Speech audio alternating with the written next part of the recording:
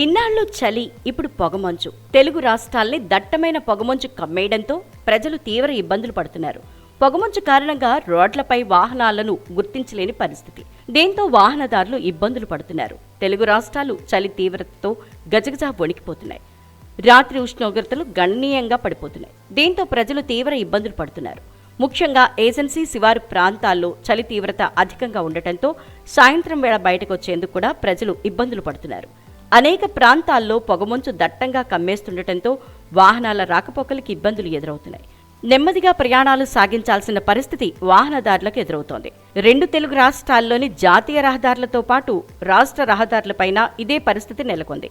తెలంగాణలోని ఉమ్మడి ఆదిలాబాద్, నల్గొండ, కరీంనగర్ జిల్లాల్లో, ఏపీలోని కోనసీమ, శ్రీకాకుళం జిల్లాల్లో కనిష్ట ఉష్ణోగ్రతలు నమోదవుతుండటంతో జనం చలికి గజగజా వణుకుతున్నారు. పొగమంచు, చలి ప్రభావంతో ప్రజలు ఇళ్ల నుంచి బయటికి రావడానికి కూడా ఇష్టపడటం లేదు. రానున్న రోజుల్లో ఉష్ణోగ్రతలు మరింత పడిపోయే అవకాశం ఉందని, దీనివల్ల చలి తీవ్రత పెరిగే ఛాన్స్ ఉందని నిపుణులు చెబుతున్నారు. ఇదిలా ఉంటే అలుముకున్న పొగమంచు ప్రకృతి ప్రేమికులను ఆకట్టుకుంటోంది. అనేక ప్రాంతాల్లో ప్రకృతి ప్రేమికులు మంచు తుపర్లను ఎంజాయ్ చేస్తున్నారు. ఫోటోలు, వీడియోలు, సెల్ఫీలు తీసుకుంటూ ప్రకృతి ప్రేమికులు ఎంజాయ్ చేస్తున్నారు. ఈ వాతావరణం కోసం అనేక మంది పర్యాటకులు విశాఖ ఏజెన్సీలతో పాటు అనేక ప్రాంతాలకు వెళ్తున్నారు. కుటుంబ సమేతంగా టూర్లు కూడా వేస్తున్నారు.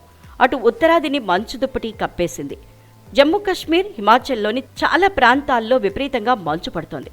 దీంతో ఆ ప్రాంతాలు కనుచూపు మేర శ్వేతవర్ణంతో ఆకట్టుకుంటున్నాయి.